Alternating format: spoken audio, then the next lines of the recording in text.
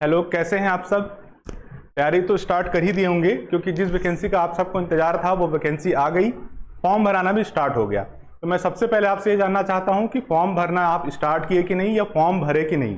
देखिए, फॉर्म भरने में लेट नहीं करिएगा क्योंकि आप सीरियस हैं एग्जाम के लिए। तो सबसे पहले आपका काम क्या है कि आप पहले फॉर्म भरेंगे। मैं इसलिए आपसे कह रहा हूं फॉर्म पहले भरने के लिए क्योंकि जैसा आप जानते हैं कि इस बार रेलवे ने क्या किया है, एज लिमिट में 3 साल का रिलैक्सेशन दिया है। कोविड के कारण 3 साल का रिलैक्सेशन दिया है। बिफोर कोविड से पहले भी करोड़ों में फॉर्म जाते थे, अब उसमें 3 साल और जोड़ लीजिए तो फॉर्म की संख्या और बढ़ जाएगी। इसलिए आप जितना लेट करेंगे उसमें आपको 2 तरह की दिक्कत आएगी। पहली दिक्कत क्या होगी, सबसे पहला तो आपको सेंटर का इशू आएगा और दूसरा सर्वर स्लो हो जाएगा क्योंकि फॉर्म भरने वालों की संख्या 18 से 36 साल के बीच में है और रेलवे की पोस्ट है, अच्छी पोस्ट है, तो इसमें कोई जनरली चूकना नहीं चाहता है। सब सोचते हैं कि हम फॉर्म भर लें और एग्जाम की तैयारी में लग जाएं। तो सबसे पहला आपका काम है कि आप पहले फॉर्म भरिएगा। सबसे पहले फॉर्म भरिए। मैं तो आपसे ये कहूंगा कि आप लास्ट डेट के 10 दिन पहले तक का भी इंतजार नहीं करेंगे। जितने जल्दी से जल्दी हो जाए, शांत दिमाग से, जब आपका सब काम निपट जाए तो शांत दिमाग से आप फॉर्म भरिएगा क्योंकि अगर आप थोड़ा मिस्टेक करेंगे तो फिर स्क्रूटनी में आपको खुद दिक्कत उसका सामना करना पड़ सकता है। इसलिए शांत दिमाग से सबसे पहले आप फॉर्म भरिए। अब देखिए, ऐसा तो बिल्कुल नहीं है कि जब वैकेंसी आई तभी हम इसकी तैयारी कर रहे होंगे। तैयारी हम पहले से कर रहे होंगे, है ना। तो जब हम पहले से तैयारी करते हैं तो कुछ हमको स्ट्रेटजी लेके चलना है। आप अभी मार्केट में जाएंगे, आप किसी भी दुकान में जाएंगे तो आप बोलेंगे कि भाई हमको एनटीपीसी की आप बुक दीजिए, तो क्या है, इतनी सारी बुक दे देगा। क्या आपको उन सारी बुक से पढ़ना है? नहीं पढ़ना है। तैयारी कैसे करते हैं हम? फॉर्म भरते हैं या जैसे ही फॉर्म भरे हम सीधे लग जाते हैं तैयारी में।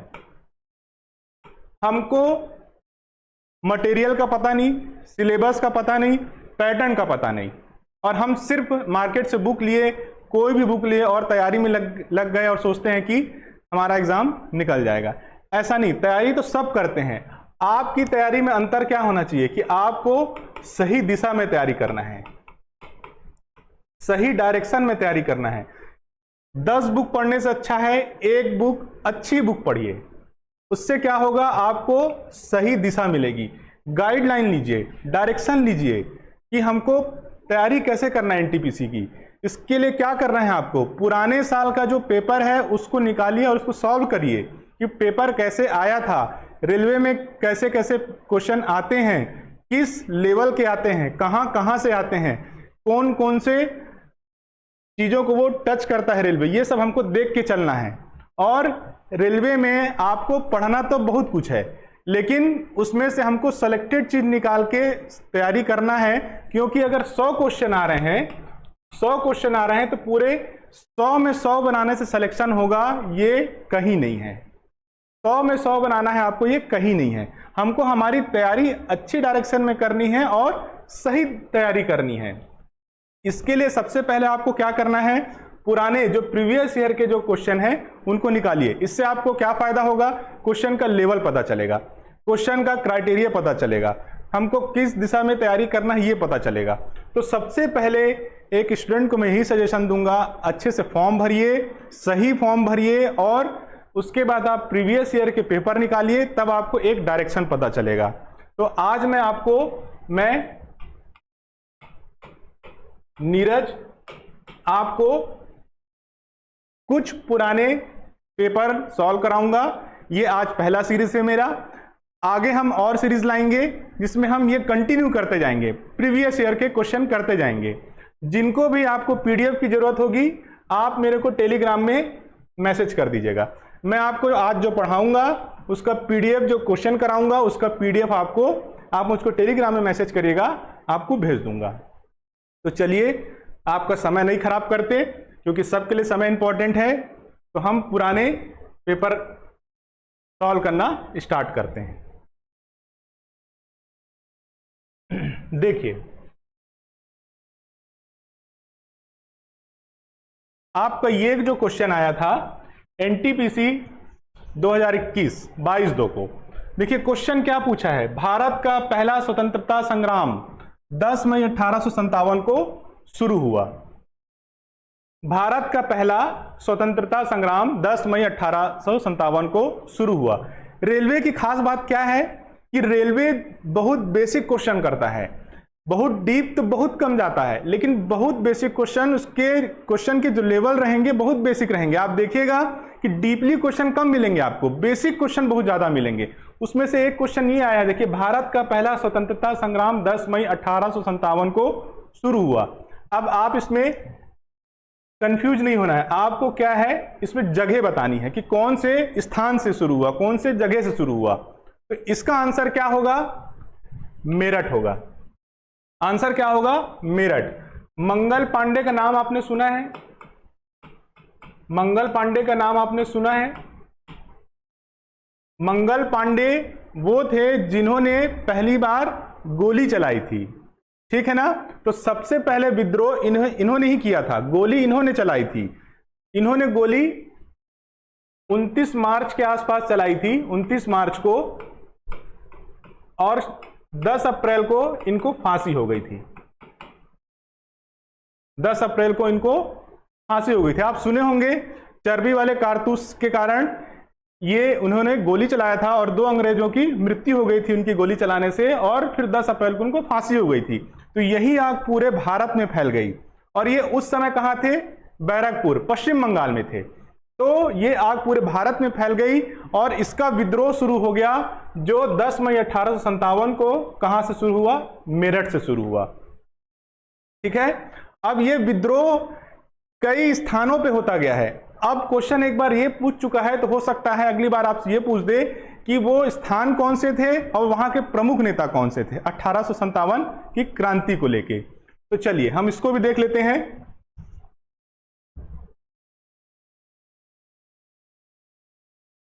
अच्छा, जैसे 1857 की क्रांति हुई, उसके बाद आप ध्यान रखिएगा, आपको एक नॉलेज दे देता हूं कि 1857 की क्रांति के बाद ईस्ट इंडिया कंपनी का समापन हो गया था। फिर ब्रिटेन की महारानी के द्वारा शासन भारत में स्टार्ट हो गया था। उन्होंने कहा कि आप 1857 की क्रांति को नहीं मैनेज कर पाए, तो अब आप अपना शासन खत्म करिए। तो ईस्ट इंडिया कंपनी का समापन भी 1857 की क्रांति के बाद शुरू हो गया था। अब आप इसमें देखिए, ये इंपॉर्टेंट हो सकता है आप लोग के लिए, स्थान और वहां के प्रमुख नेता, इसको आप याद रखिएगा, आप नोट करते जाइएगा सबको। देखिए, दिल्ली, तो दिल्ली में बहादुर शाह द्वितीय और जनरल बख्त खान। देखिए, दिल्ली में कौन बैठता है? हमेशा राजा बैठते हैं। आज भी जो चुनाव जीते हैं, जो शासन कर रहे हैं, वो दिल्ली में है, और पहले भी यही होता था। हमेशा जो शासन करता है वो दिल्ली में बैठता था। तो दिल्ली में कौन थे? बहादुर शाह द्वितीय और जनरल बख्त खान। बैरकपुर, पश्चिम बंगाल, सब जानते हैं, मंगल पांडे। कानपुर, नाना साहब, राव साहब, तात्या टोपे और अजीमुल्ला खान। लखनऊ, बेगम हजरत महल, बिरगिस कादिर और हजमुद्दुल्ला थे। झांसी, आपको मालूम है झांसी का, झांसी की रानी मतलब रानी लक्ष्मीबाई। और बिहार, बिहार में कौन थे? कुंवर सिंह और अमर सिंह। याद रखिएगा, ये नाम इंपॉर्टेंट हैं, इनको इस बार आप याद रखिएगा। हो सकता है ये क्वेश्चन आपसे इस बार पूछ दे कि स्थान कौन से थे और उनके प्रमुख नेता कौन थे, ठीक है ना। चलिए आगे बढ़ते हैं। देखिए अगला क्वेश्चन देखिएगा, साइंस से क्वेश्चन आया है, यह भी आपका एनटीपीसी 2021 का क्वेश्चन है। निम्नलिखित में से कौन सा कार्बन का अपरूप नहीं है? कार्बन का अपरूप नहीं है। क्वेश्चन ये किया है, एलोट्रॉप के बारे में पूछा है।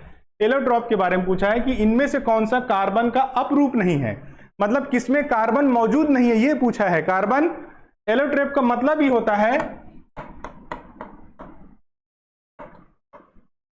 एलोट्रॉप का मतलब ही होता है साधारण भाषा में कि उसमें कार्बन स्वतंत्र रूप से मौजूद रहेगा। ये आपका, उसको हम क्या कहते हैं? एलोट्रॉप कहते हैं। तो इनमें देखिएगा आप, हीरा में नहीं होता है क्या कार्बन? कार्बन का ही तो रूप है हीरा, ठीक है। फुलरिन C60, ये फुटबॉल की तरह इसकी संरचना होती है, ये भी कार्बन का रूप है और इसकी संरचना क्या होती है? फुटबॉल के जैसे होती है, ठीक है। ग्रेफाइट, ग्रेफाइट तो आप जानते हैं क्या होता है जो हम यूज करते हैं पेंसिल, उसको ग्रेफाइट बोलते हैं, ग्रेफाइट ही होता है उसमें भी कार्बन की संरचना होती है। आंसर आपका क्या होगा? Carbon dioxide. कार्बन डाइऑक्साइड में आपका कार्बन का अपरूप नहीं होता है। क्वेश्चन ये पूछ रहा है, इसको देखिएगा आप, देखिएगा आप, इसको नोट कर लीजिएगा। हमारे आसपास दिखने वाले सबसे प्रभावशाली तत्वों में से एक है क्या? कार्बन। कार्बन उन तत्वों में से एक है जो अपरूपता दर्शाता है, ठीक है ना। और ये अपरूपता किस किस रूप में हो सकता है? अनाकार या क्रिस्टलीय रूप में हो सकता है, ठीक है ना। तो क्रिस्टलीय रूप में आपका हीरा और ग्रेफाइट है, याद रखिएगा। ये आपका फुलरिन, जिसको बकमिंस्टर फुलरिन C60 भी कहते हैं, ये क्या होता है? इसकी संरचना एक फुटबॉल के जैसे होती है। तो आपका आंसर क्या हो जाएगा? Carbon dioxide. चलिए आगे बढ़ते हैं। अच्छा क्वेश्चन है, संविधान से क्वेश्चन आया है। देखिए किसी एरिया को नहीं छोड़ता है रेलवे, और क्वेश्चन आप देखेंगे तो बहुत बेसिक होता है। क्वेश्चन है आपका, निम्नलिखित में से किसे भारतीय संविधान के अनुच्छेद 161 के तहत क्षमा दान देने का अधिकार है? अच्छा देखिए, भारत में क्षमा देने की शक्ति सिर्फ राष्ट्रपति को है या तो राज्यपाल को है। ये आप सबसे पहले इस चीज को जान लीजिए कि क्षमा अगर देने का अधिकार है किसी को, तो या तो वो राष्ट्रपति को है या तो राज्यपाल को है। देखिए जो इनको शक्ति मिली है वो लगभग बराबर है। एक बेसिक अंतर मैं आपको बताता हूं, क्योंकि राज्यपाल कहां होते हैं? राज्य में होते हैं। इनकी शक्तियां राज्य तक ही निर्धारित हैं, ठीक है। राष्ट्रपति क्या है? पूरे भारत के होते हैं, तो इनकी शक्तियां पूरे भारत के लिए है। वो जो करेंगे पूरे भारत के लिए करेंगे, राज्यपाल जो करेंगे उस राज्य के लिए करेंगे, ठीक है ना। तो जो अनुच्छेद 161 है वो क्षमा दान देने का अधिकार किसको है? राज्यपाल को है, याद रखिएगा। आंसर इसका क्या होगा? राज्यपाल होगा। राष्ट्रपति के लिए कौन सा अनुच्छेद है? अनुच्छेद 72 है। क्या याद रखना है आपको कि दोनों की जो शक्तियां हैं क्षमा देने में वो लगभग बराबर दिया गया है संविधान के अनुसार। बेसिक अंतर क्या है आपको? पहला अंतर मैं बता देता हूं। पहला अंतर यह है कि जो मृत्यु की सजा होती है उसको पूरी तरह से माफ या क्षमा सिर्फ राष्ट्रपति कर सकता है। उसको पूरी तरह से क्षमा या माफ सिर्फ राष्ट्रपति ही कर सकते हैं, ठीक है। दूसरा अंतर क्या आपको मिलेगा कि जो राज्यपाल की जो शक्तियां हैं वो राज्य तक ही निर्धारित हैं, अपने राज्य तक ही इनकी शक्तियां हैं। राष्ट्रपति पूरे भारत के लिए हैं और राज्यपाल राज्य तक सीमित हैं। तो मृत्यु की सजा को अगर पूरी तरह से माफ कर सकते हैं तो वो है राष्ट्रपति। इनका आर्टिकल कौन सा है? 72। क्षमा करने का अधिकार आर्टिकल 72 में है, ठीक, राष्ट्रपति के लिए, और राज्यपाल के लिए आर्टिकल 161 में, ठीक है। चलिए इसका आंसर होगा आपका राज्यपाल। राष्ट्रपति आपको इसलिए याद रखना है क्योंकि हो सकता है अगली बार क्वेश्चन राष्ट्रपति पे आ जाए। देखिए क्या होता है, भारत लोकतांत्रिक देश है, तो यहां हर आदमी को जो संविधान में अधिकार मिले हैं हर आदमी को बराबर मिले हुए हैं। आपको याद होगा जब मुंबई अटैक हुआ था, अजमल आमिर कसाब, हम सबको मालूम है कि वो आतंकवादी था, लेकिन उसको भारत में जो सभी नागरिक को अधिकार प्राप्त हुए थे उसको भी दिए गए। उसने भी क्या किया था, जब फांसी होने वाली थी तो राष्ट्रपति के पास अपना क्षमा के लिए उन्होंने भेजा था उसने, लेकिन क्या हुआ, राष्ट्रपति ने माफ नहीं किया। तो याद रखिएगा मृत्यु की सजा को माफ करने का अधिकार सिर्फ राष्ट्रपति को है। चलिए ये देख लीजिए, ये देखिएगा आर्टिकल 72 है और ये है आर्टिकल 161। देखिए राज्यपाल में क्या है, जिस राज्य तक की कार्यपालिका शक्ति विस्तारित है उस राज्य तक सीमित हैं। बाकी दोनों उनको लगभग संविधान के अनुसार शक्तियां बराबर हैं, लेकिन राष्ट्रपति क्या कर सकती हैं, मृत्यु की सजा को पूरी तरह से माफ कर सकती हैं। मृत्यु की सजा है, आप क्या करिए, हो सकता है आजीवन कारावास में उसको बदल दें, ये कर सकती हैं, ठीक है। चलिए आगे बढ़ते हैं। अगला क्वेश्चन देखिएगा, ब्लीचिंग पाउडर का उपयोग किसके लिए नहीं किया जाता है। देखिए ये भी क्वेश्चन आया है आपका 2021 में एनटीपीसी में ब्लीचिंग पाउडर का उपयोग किसके लिए नहीं किसके लिए नहीं किया जाता है? अच्छा देखिए, ऑप्शन पहले देख लीजिए। पानी को कीटाणु रहित करने के लिए, ब्रेड तैयार करने के लिए, ऑक्सीकरण करने वाले रसायन, या कपास को ब्लीच करने के लिए। ब्लीचिंग पाउडर, अब इसको अगर हम ऑप्शन को नहीं भी देखें तो हम क्या है, बचपन से जान रहे हैं कि ब्लीचिंग पाउडर क्या है, एक रसायन है, एक केमिकल है। तो आंसर तो हमको मिल गया कि इसका आंसर क्या होगा, ब्रेड तैयार करने के लिए। खाने पीने वाली वस्तुओं में ब्लीचिंग का उपयोग नहीं किया जाता है। आप बचपन से देखे होंगे, जनरली क्या होता है, गांव में कुआं होता है, अगर उसमें गंदगी हो जाती है तो हम रात में ब्लीचिंग उसमें डाल देते हैं, पूरी गंदगी नीचे बैठ जाती है। ठीक, घरों में हम क्या करते हैं, काई जम जाती है, ब्लीचिंग डाल देते हैं तो वो काई पूरी तरह से साफ हो जाती है। क्यों हो जाती है? क्योंकि केमिकल है ये, है ना, इसलिए इस केमिकल का उपयोग खाने में नहीं किया जाएगा। कॉमन सेंस से हम इसका आंसर जान सकते हैं। अब ब्लीचिंग का उपयोग पानी को हम शुद्ध करने के लिए करते हैं, ऑक्सीकरण इंडस्ट्री में ऑक्सीडाइजेशन के लिए किया जाता है, ऑक्सीकरण के लिए किया जाता है, कपास के लिए वस्त्र उद्योग में इसका उपयोग किया जाता है। ठीक है ना, कपड़ों को साफ करने के लिए किया जाता है। देखिएगा इसको, इसका रासायनिक फॉर्मूला क्या है, CaClO होल ट्वाइस। इसको क्या कहते हैं, कैल्शियम हाइपोक्लोराइड। ठीक है ना, इसका उपयोग गंदे कपड़ों को ब्लीच करने के लिए किया जाता है। आप ड्राई क्लीनिंग में देने जाते होंगे अपने घर में कभी, तो वो क्या करते हैं, ब्लीच ही करते हैं उसको, उससे ही सफाई करते हैं। तो क्या हुआ, ये एक केमिकल है ये, तो इसका हम खाने में उपयोग कैसे कर सकते हैं, नहीं कर सकते। एक मजबूत ये ऑक्सीकरण एजेंट है, इसलिए उद्योगों में ऑक्सीडाइजर के रूप में उपयोग किया जाता है। ठीक, इसका उपयोग कीटाणुनाशक, आप आज प्रैक्टिकल करके देख लीजिएगा। एक ग्लास लीजिएगा, उसमें पानी लीजिएगा, उस पानी को गंदा पानी लीजिएगा और उसमें आप ब्लीच डाल दीजिएगा, आप देखेंगे कि जो गंदगी है वो नीचे बैठ जाएगी। आज आप प्रैक्टिकल करके देख लीजिएगा।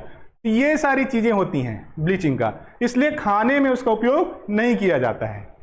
ठीक, चलिए अगला क्वेश्चन देखिएगा। देखिए, मैं आपको बोला था ना कि जब तक आप पुराने पेपर सॉल्व नहीं करेंगे तो आप नहीं समझ पाएंगे कि रेलवे के क्वेश्चन कैसे आते हैं। अब ब्लीचिंग पे एक क्वेश्चन इससे पहले एलपी में आ गया था 2018 में, ब्लीचिंग पे ही असिस्टेंट लोको पायलट में यह क्वेश्चन आया था कि ब्लीचिंग पाउडर में पानी मिलाने पर कौन सी गैस निकलती है। ब्लीचिंग पाउडर में पानी मिलाने पर कौन सी गैस निकलती है, carbon dioxide, oxygen, chlorine, hydrogen. क्या होगा इसका आंसर, कार्बन डाइऑक्साइड निकलती है क्या? आप कभी देखे हैं ब्लीच अगर डाले होंगे तो उसमें कार्बन डाइऑक्साइड निकलती है क्या? ऑक्सीजन तो निकलेगी ही नहीं और हाइड्रोजन भी नहीं निकलेगी। ऑप्शन क्या है आपका, क्लोरीन। आंसर क्या होगा, क्लोरीन। चलिए देखिएगा इसको, जैसे ही हम ब्लीचिंग को पानी में मिलाए डाले तो क्या होता है, क्लोरीन रिलीज होने लगता है।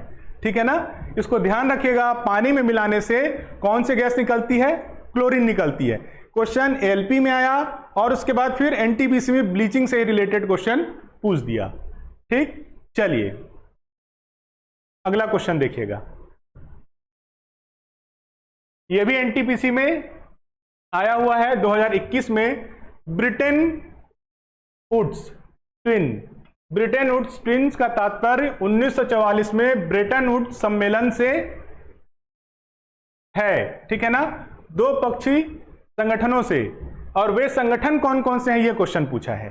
देखिए, ब्रेटन वुड्स एक ऐसा संगठन है, जब द्वितीय विश्व युद्ध हुआ तो जो तबाही हुई थी उसको फिर से पुनर्गठित करने के लिए इन दो संगठन को स्थापित किया गया था। उसके बारे में वो क्वेश्चन पूछ रहा है कि वो दो संगठन कौन कौन से थे, जिनका उद्देश्य जो द्वितीय विश्व युद्ध के बाद जो पूरी दुनिया में जो तबाही हुई थी उनको आर्थिक मदद करने के लिए, उनको पुनर्स्थापित करने के लिए एक ऐसी संस्था स्थापित की गई थी, उनका नाम पूछा है ये, और वो ब्रिटेन वुड्स ट्विन्स के नाम से ही जाना जाता है। क्या होगा इसका आंसर, चलिए देख लीजिएगा इसको। 1944 में द्वितीय विश्व युद्ध के बाद तबाह देशों के पुनर्निर्माण की सहायता के लिए इनकी स्थापना की गई थी। अच्छा, ब्रिटेन वुड्स जो शब्द है वो कहाँ, जहां मीटिंग हुई थी, ब्रिटेन वुड्स, न्यू हैम्पशायर में, अमेरिका में, ठीक है ना, न्यू हैम्पशायर में अमेरिका में ब्रिटेन वुड में मीटिंग हुई थी और फिर वहां से IMF, अंतर्राष्ट्रीय मुद्रा कोष और वर्ल्ड बैंक, विश्व बैंक को स्थापित करके उनको जिम्मेदारी दी गई कि अब जो तबाह हो गए हैं उनको हमको पुनर्निर्माण करना है, ठीक है ना। तो दोनों का मुख्यालय कहाँ है, वॉशिंगटन DC US में है। तो चलिए हम ये भी देख लेते हैं IMF के बारे में। इंटरनेशनल मॉनेटरी फंड इसका फुल फॉर्म है। 27 दिसंबर 1945 को इसकी स्थापना हुई थी। हेडक्वार्टर इसका वॉशिंगटन DC यूनाइटेड स्टेट में है। अभी 2024 तक इसमें कितने सदस्य हैं, 190 देशों के सदस्य हैं। याद रखिएगा, हो सकता है क्वेश्चन इससे आ जाए, ठीक। अब देखिए वर्ल्ड बैंक के बारे में, full form world bank group, स्थापना 1 जुलाई 1944, हेडक्वार्टर वॉशिंगटन DC, और 2024 तक इसमें कितने सदस्य हैं, 189 देशों के सदस्य हैं, 189 कंट्रीज के इसमें मेंबर है। इन दोनों को आप याद रखिएगा, क्वेश्चन इससे ब्रिटेन वुड से आ चुका है, इन दोनों को आप याद रखिएगा, ठीक। चलिए आगे बढ़ते हैं। क्वेश्चन है, जुलाई 2016 से विश्व व्यापार संगठन में कितने सदस्य थे, ये क्वेश्चन कर रहा है। जब ये क्वेश्चन आया 2021 में, क्वेश्चन 2021 में क्वेश्चन किया है 2016 का। समझ रहे हैं ना आप कि हमको किस लेवल में जाके तैयारी करना है, मतलब 4-5 साल पुराना भी पढ़ना है हमको, ठीक है ना। इसीलिए पुराने पेपर सॉल्व करना बहुत जरूरी है। तो याद रखिएगा कि 4-5 साल पहले तक का भी बेसिक जो पहली बार हो रहा है या जो बहुत ज्यादा अपडेशन में रहे हैं, न्यूज में रहे हैं, उनको हमको याद रखना है। अब विश्व व्यापार संगठन हमेशा न्यूज में बना रहता है, इसलिए 2016 का पूछा है। तो जुलाई 2016 में विश्व व्यापार संगठन में कितने सदस्य थे, चलिए इसका आंसर देख लीजिएगा।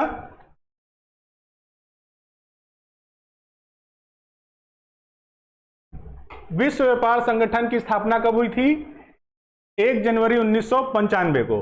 हेडक्वार्टर कहां है इसका, जेनेवा स्विट्जरलैंड में। 30 अगस्त 2024 तक विश्व व्यापार संगठन में कितने सदस्य हैं, ये करंटली है 166, और जब 2016 का क्वेश्चन किया है तो तब कितने थे, 164। याद रखिएगा आंसर है आपका 164, ठीक है। एक और चीज बहुत अच्छे से नोट कर लीजिएगा, तिमोर लेस्ले जो है 30 अगस्त को विश्व व्यापार संगठन में 166वें देश के रूप में शामिल हुआ। 7 साल तक इसके लिए जो टर्म्स कंडीशन थे वो फुलफिल नहीं कर पाया था। 7 साल तक इन्होंने ये लगा रहा कि हमको शामिल कर लीजिए वर्ल्ड ट्रेड में, तब जाके इसको 30 अगस्त को, अभी रिसेंटली 30 अगस्त को इसको शामिल किया गया। तो क्वेश्चन अगर पूछ ले कि 166वां देश कौन सा है जो अभी शामिल हुआ है, तो कौन सा है, तिमोर लेस्ले है, ठीक है ना, याद रखिएगा। तो अभी एट प्रेजेंट कितने हैं, 166, जबकि क्वेश्चन है 2016 में कितने थे, 164। क्या काम होता है वर्ल्ड ट्रेड ऑर्गेनाइजेशन का, जो इसमें 166 देश हैं, 166 जो देश हैं इसमें, उनके बीच अगर व्यापार को लेके कोई डिस्प्यूट हो रहा है, कोई परेशानी है, किसी चीज को लेके विवाद है, तो इसका काम क्या है, उसको निपटारा करता है ये, कि सभी देशों में व्यापार करिए, व्यापार के रास्ते खोलिए और आगे बढ़िए। तो वर्ल्ड ट्रेड ऑर्गेनाइजेशन का ये काम होता है, ठीक है ना। अब याद रखिएगा प्रेजेंट में कितने हैं और अभी कौन शामिल हुआ है, तिमोर लेस्ले, ये याद रखिएगा। चलिए आगे बढ़ते हैं। ग्रेट विक्टोरिया रेगिस्तान कहां स्थित है, ये भी क्वेश्चन आपका एनटीपीसी 2021 में आया है। ग्रेट विक्टोरिया रेगिस्तान कहां स्थित है।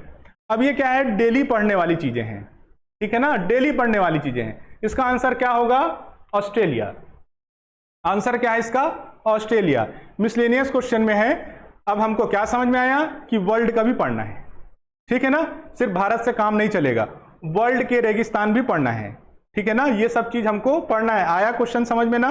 कि कहां तक हमको पढ़ना है, तो वर्ल्ड का भी पढ़ना है, वर्ल्ड जियोग्राफी भी पढ़ना है आपको, ठीक। तो इसका आंसर होगा ऑस्ट्रेलिया। चलिए आगे बढ़ते हैं। मैरी क्यूरी ने निम्नलिखित में से किस क्षेत्र के लिए नोबेल पुरस्कार जीता? देखिए हम सब पढ़ते आ रहे हैं मैरी क्यूरी को, बचपन से पढ़ते आ रहे हैं, केमिस्ट्री सभी पढ़ रहे हैं, फिजिक्स सभी पढ़ रहे हैं, तो हम बचपन से इन चीजों को पढ़ते आ रहे हैं मैडम क्यूरी के बारे में।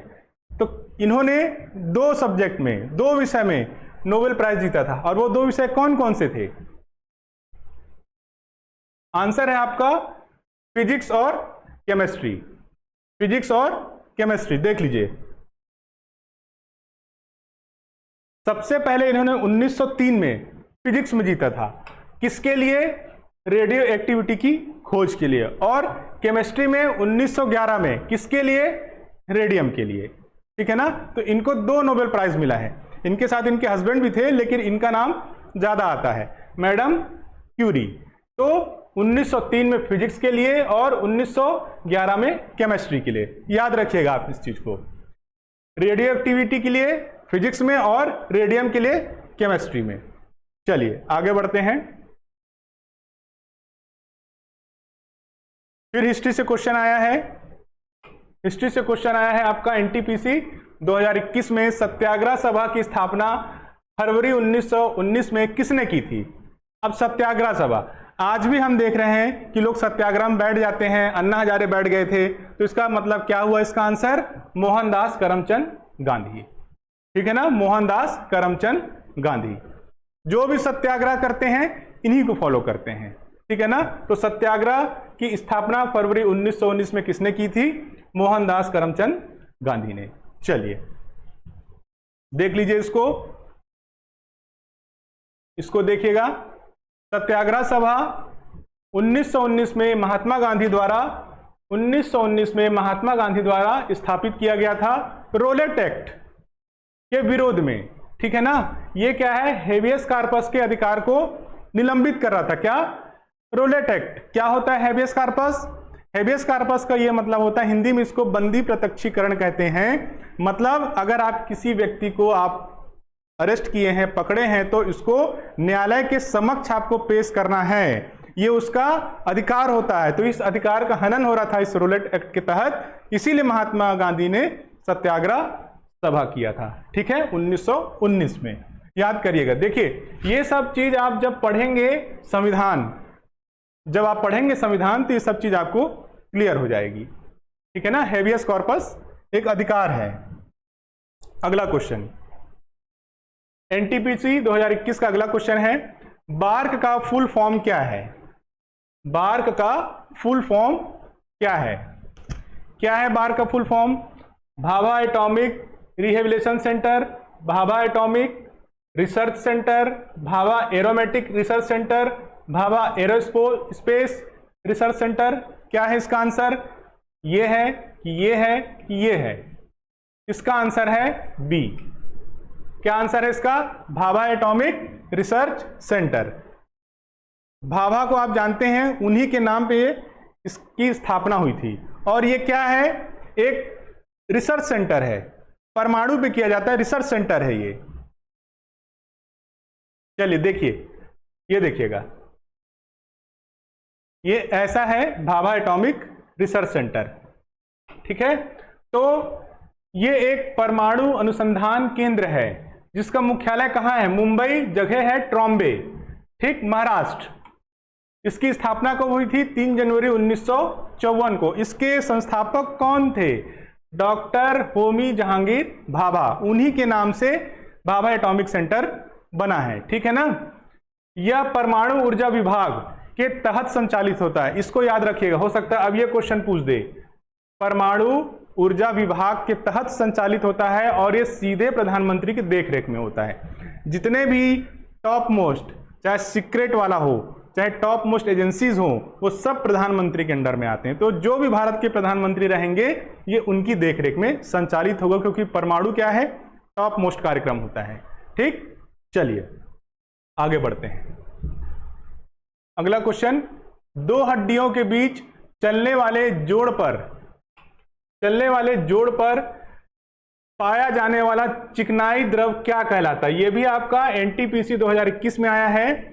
दो जोड़ हड्डियों के बीच, जैसे ये हमारी हड्डी, ये जॉइंट है, इसके बीच का जो जोड़ है, यहां पे एक ये स्मूथली अगर ऐसे ऐसे हो रहा है ऐसे, तो इसके बीच में एक लिक्विड पाया जाता है, फ्लूइड पाया जाता है। उस फ्लूइड का नाम पूछा है कि उस फ्लूइड को क्या कहते हैं? श्लेष द्रव, अंतराली द्रव, एमनियोटिक द्रव, मस्तिष्क मेरु द्रव। क्या होगा इसका आंसर? आंसर होगा श्लेष द्रव। क्या आंसर होगा? श्लेष द्रव। ये देखिएगा, देखिए ये ज्वाइंट है, हड्डियों के बीच का ज्वाइंट है ये, और ये जो दिख रहा है, ये जो द्रव दिख रहा है, इसको कहते हैं श्लेष द्रव। जनरली जैसे एज होती है, एज आगे बढ़ते जाती है, तो जो हमारी हड्डियों में जो ज्वाइंट में जो दर्द होता है, ये इस लिक्विड के कम हो जाने से होता है। जब ये लिक्विड कम हो जाएगा, आप समझिए ग्रीस, सिंपल सा एग्जांपल, ग्रीस, जैसे हम किसी मेटल में ग्रीस लगा देते हैं तो चिकनाई आ जाती है, ठीक है ना? तो इसी घर्षण को कम करता है ये लिक्विड। घर्षण आएगा तो घिसेगा, और घिसेगा तो दर्द होगा। याद रखिएगा, इन दोनों के बीच में जो लिक्विड होता है उसको कहते हैं श्लेष द्रव, ठीक है ना? ग्रीस मान लीजिएगा, ये हमारे शरीर का एक ग्रीस है, ठीक। चलिए आगे बढ़ते हैं। देखिए, Sensex Bombay stock exchange BSE का लोकप्रिय सूचकांक है। इसे बीएसई में सूचीबद्ध कितनी ब्लू चिप कंपनियों के आधार पर मापा जाता है? देखिए, ये एक तरह से करंट भी है और एक तरह से इकोनॉमी बेस पे क्वेश्चन है। कब आया था आपका? 22/2/2021 को आया था। जब आप कंटिन्यू पढ़ते रहेंगे, रेगुलर क्लास लेते रहेंगे, गाइडलाइन लेते रहेंगे, तो आप इन सब चीजों को आप जानते रहेंगे, सीखते रहेंगे। तो इसका आंसर क्या होगा आपका? इसका आंसर होगा आपका 30 ब्लू चिप कंपनियां होती हैं, ठीक है। निफ्टी में होती हैं 50, ठीक है, निफ्टी में 50 होती है, और बॉम्बे स्टॉक एक्सचेंज बीएसई में होती हैं 30। याद रखिएगा, इसका आंसर है 30। निफ्टी में 50 होती हैं ब्लू चिप कंपनियां, ठीक। चलिए आगे बढ़ते हैं। अगला क्वेश्चन देखिएगा, दांडी मार्च महात्मा गांधी द्वारा ब्रिटिश नमक एकाधिकार के खिलाफ आयोजित अहिंसक विरोध का समापन हुआ। हिस्ट्री से क्वेश्चन आया है दांडी मार्च के बारे में। क्या होगा इसका आंसर? याद रखिएगा, दांडी मार्च क्या था? एक अहिंसक विरोध था, किसी भी तरह की उसमें हिंसा नहीं थी, शांतिपूर्ण विरोध था। ये काहे के लिए था? ये नमक के एकाधिकार के लिए था, ठीक है ना। तो उसका समापन तिथि पूछा है। अब इसमें 2-3 क्वेश्चन बन सकता है। हो सकता है ये शुरू कब से हुआ, इस बार ये पूछ दे। कितने दिन चला, दिन पूछ दे, ठीक है ना। समापन तो पूछ चुका है, हो सकता है चांसेस कम हो। तो इसका आंसर होगा, चलिए देख लीजिएगा, दांडी यात्रा नमक सत्याग्रह जिसको बोलते हैं, महात्मा गांधी के नेतृत्व में एक अहिंसक सविनय अवज्ञा आंदोलन था। 24 दिन चला था ये, याद रखिएगा 24 दिन चला था। कितने अनुयायी थे? 72 अनुयायियों के साथ शुरुआत हुई थी। क्वेश्चन आ सकता है कितने दिन चला था? 24। अनुयायी कितने थे? मतलब 72 लोग उनके साथ थे जब उन्होंने शुरू किया। और ये 12 मार्च 1930 से 6 अप्रैल 1930 तक चला था। तो उसका आंसर क्या होगा? 6 अप्रैल 1930, आंसर डी, 6 अप्रैल 1930। 24 दिनों तक चला था, याद रखिएगा। अब ये हो सकता है अगला क्वेश्चन ये आ जाए, ठीक। साबरमती आश्रम साबरमती के किनारे है, इसलिए इसको साबरमती आश्रम कहते हैं। 24 दिन तक चला था, महात्मा गांधी द्वारा नमक सत्याग्रह बोलते हैं, दांडी यात्रा बोलते हैं, ठीक है। चलिए अगला क्वेश्चन देखिएगा,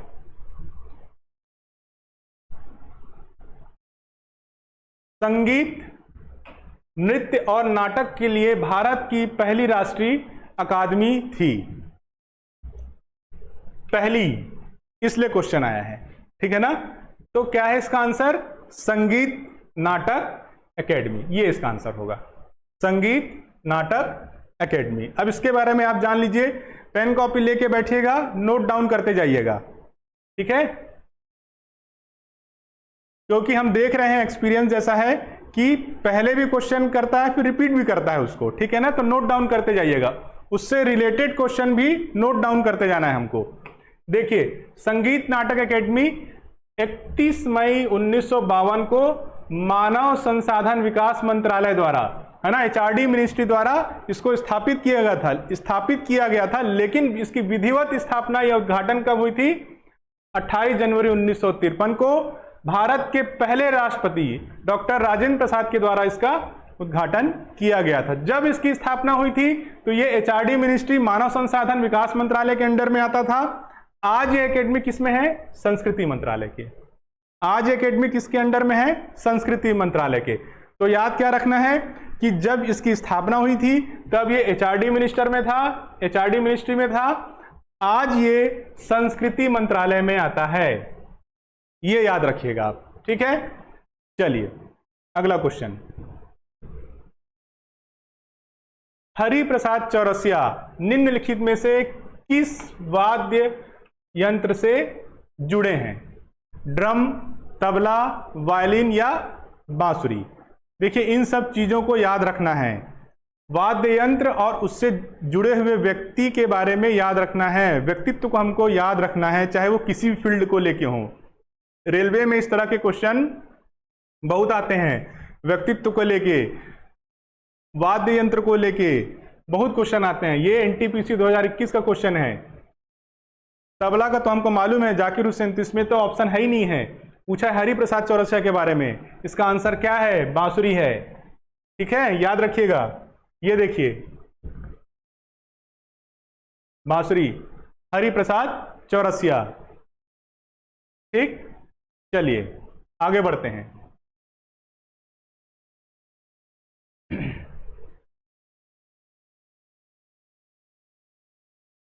देखिए क्वेश्चन, देखिए 2021 का है एनटीपीसी। क्वेश्चन क्या था? पावर अल्कोहल और इथाइल अल्कोहल का मिश्रण है। उस समय के लिए ये करंट का क्वेश्चन है, क्योंकि पेट्रोल में एथिल अल्कोहल को मिलाने की अनुमति मिली है, ठीक है ना। तो उसको रिलेटेड ये करंट का क्वेश्चन पूछा है, ठीक है ना। पावर अल्कोहल और एथिल अल्कोहल का मिश्रण है, डीजल, सरसों, केरोसिन और पेट्रोल। इसका ऑप्शन क्या होगा? पेट्रोल।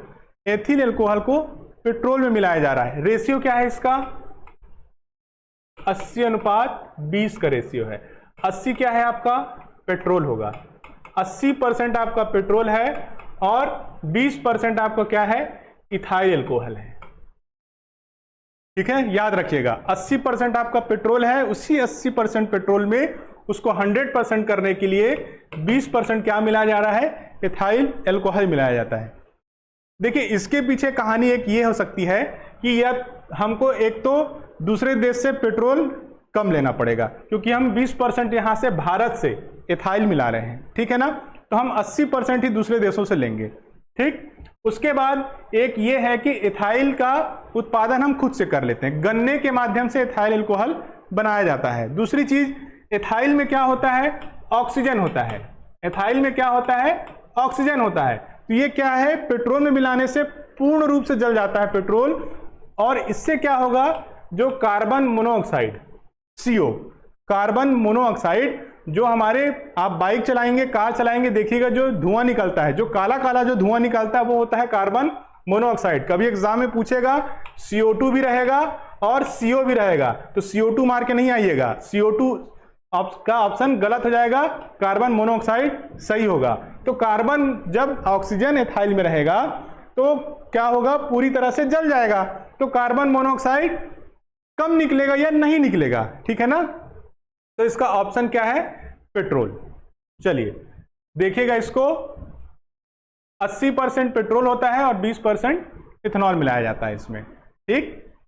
क्या है? इसका उत्पादन भारत में ही हो जाएगा, गन्ने के माध्यम से हो जाता है। चलिए, बायो का क्वेश्चन है, एड्स का पूरा नाम क्या है? एड्स का पूरा नाम क्या है? तो इसका आंसर क्या होगा? ऑप्शन होगा D, acquired immune deficiency syndrome, ठीक है ना, एड्स का पूरा नाम। चलिए आगे बढ़ते हैं। संयुक्त राष्ट्र की स्थापना कब हुई?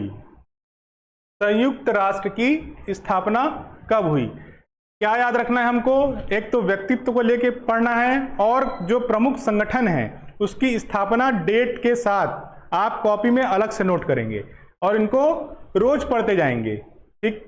क्योंकि क्वेश्चन आ रहा है। ब्रिटेन वुड के बारे में आया, संयुक्त राष्ट्र के बारे में आया, हो सकता है अब WTO के बारे में आ जाए, ठीक है ना, IMF के बारे में आ जाए, तो आपको याद रखना है संयुक्त राष्ट्र की स्थापना हुई थी। यह भी आपका NTPC 2021 का क्वेश्चन है, तो देखिएगा इसको। संयुक्त राष्ट्र की स्थापना 24 अक्टूबर 1945 को हुई थी और 29 देशों के अनुमोदन से बना था। 29 देशों ने सिग्नेचर किया था, तब जाके संयुक्त राष्ट्र की स्थापना हुई थी। और इसका हेडक्वार्टर कहाँ है? मैनहट्टन, न्यूयॉर्क, अमेरिका में, ठीक है ना, मैनहट्टन, न्यूयॉर्क, अमेरिका में। संयुक्त राष्ट्र क्या होता है? इनका मेन फिलॉसफी ये है कि ये देश, अगर इनमें किसी भी एक देश पे हमला होता है तो ये देश ऐसा मान लेते हैं कि ये हमला हम पर हुआ है, ऐसा इनकी फिलॉसफी है, तो सब एक दूसरे की मदद करते हैं, वो 29 देश, ठीक है। चलिए आगे बढ़ते हैं। अगला क्वेश्चन देखिए, निम्नलिखित में से किसे भारतीय सुपर कंप्यूटर का जनक कहा जाता है? देखिए, जो पहला आविष्कार, जो पहली स्थापना, ये सभी क्वेश्चन आ रहा है। निम्नलिखित में से किसे भारतीय सुपर कंप्यूटर का जनक कहा जाता है? 2021 का क्वेश्चन है ये भी। आर एस मसलेकर, नंदन नीलेकणी, जयंत नर्लिकर या विजय भटकर? क्या होगा इसका ऑप्शन? आंसर है विजय भटकर। जो हम आज कंप्यूटर चला रहे हैं, जितने भी हम आज कंप्यूटर देख रहे हैं, वो सब इन्हीं के आविष्कार से है, ठीक। तो भारत में जो सुपर कंप्यूटर का जनक किन्हें कहा जाता है? विजय भटकर को कहा जाता है। चलिए देखिएगा इनके बारे में देखिएगा। भारत का सुपर कंप्यूटर परम, अब आपको ये याद रखना है, सुपर कंप्यूटर परम 8000 1991 में, ठीक है ना। फिर परम आया 10,000 1998 में, ठीक है ना। इन्होंने क्या किया था?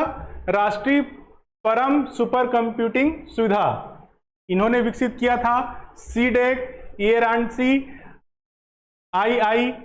IITM के MKCL आदि जैसे संस्थानों की स्थापना में इन्होंने महत्वपूर्ण भूमिका निभाई थी, ठीक है ना। तो याद रखिएगा, सुपर कंप्यूटर का फादर किनको कहा जाता है? विजय भटकर को कहा जाता है, ठीक है ना, याद रखिएगा। चलिए अगला क्वेश्चन देखते हैं।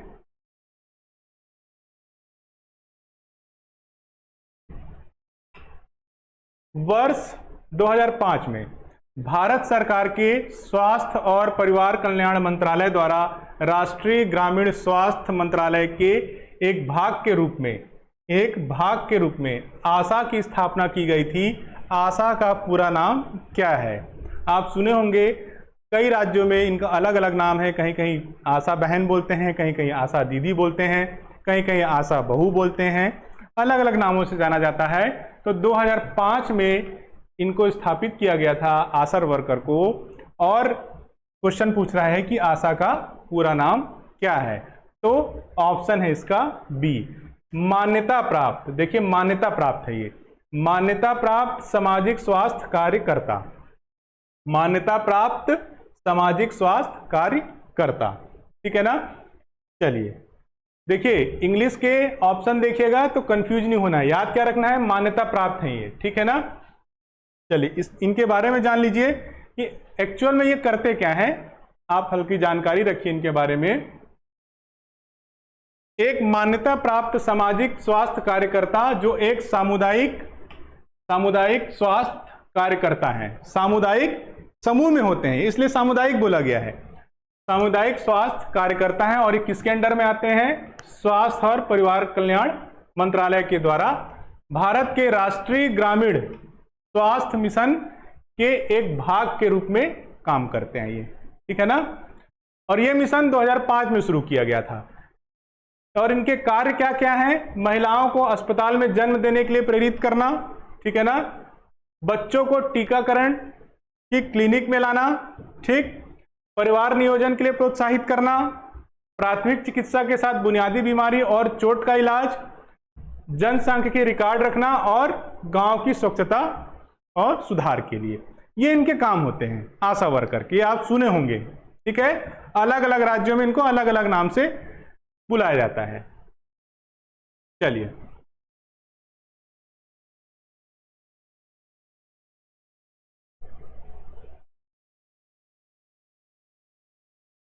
अब देखिए ये भी क्वेश्चन आया है आपका 2021 में। तो ये जो क्वेश्चन है इसको हम अगले भाग में देखेंगे। अभी तक हम जो देखे इससे आपको क्या समझ में आया होगा कि हमको तैयारी किस दिशा में करना है। सब पढ़ना है, लेकिन सब पढ़ के हमको ये नहीं करना है कि फिर कंफ्यूज हो जाना है। क्वेश्चन क्या आ रहा है? जो पहला आविष्कार हुआ, जो पहले व्यक्ति हैं, संगठन हैं, ठीक है, जो जिन्होंने कुछ ऐसा काम किया है जिससे प्रेरित हुए हैं, ठीक, जिसका प्रभाव पड़ा है, तो हमको इन सब को लेके साथ में पढ़ते जाना है और करंट अफेयर के हिसाब से चीजों को भी लेके चलना है। क्योंकि जब 2021 में क्वेश्चन हुआ था पेट्रोल और इथाइल अल्कोहल का क्वेश्चन आपने देखा कैसे करंट में पूछा है, तो हो सकता है इस बार में करंट में ऐसा कुछ क्वेश्चन आ जाए। अगली क्लास हम कंटिन्यू रखेंगे, यहां से शुरू करेंगे। आपको कोई भी दिक्कत होगी तो आप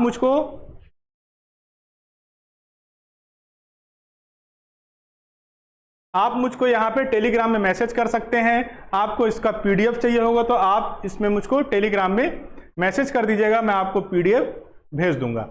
तैयारी रखिएगा। ये पहला वीडियो है, अगला वीडियो अगले क्वेश्चन के साथ फिर से आएगा और आप वीडियो को देखते रहिएगा, पेन कॉपी लेके बैठिएगा, नोट करते रहिएगा, ठीक है। कोई दिक्कत आए आप मुझको टेलीग्राम में मैसेज करके पूछ सकते हैं, ठीक है। चलिए, थैंक यू।